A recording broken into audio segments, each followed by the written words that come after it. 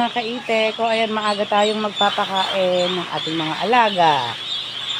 Ayan, pinalitan na po namin yan ng ipa at dayami.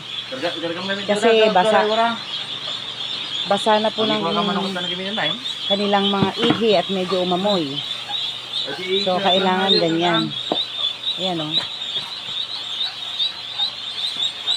Pag nagpupunta ka sa itik, kung maaari, tanggalin mo yung tsinelas.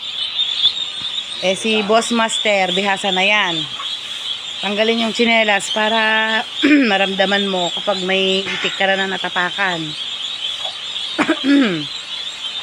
Yan. Basa po kasi, hindi dapat na basa-basa yung kulungan. Yan.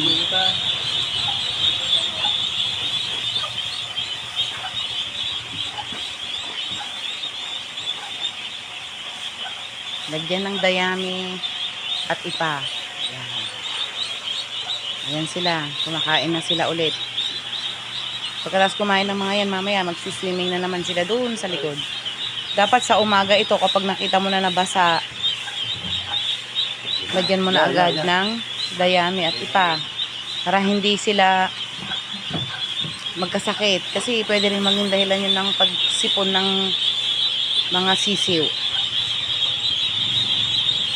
So, yan mga kaite, ganyan ang aming mga ginagawa tuwing umaga habang sila ay kumakain. So, ayan po.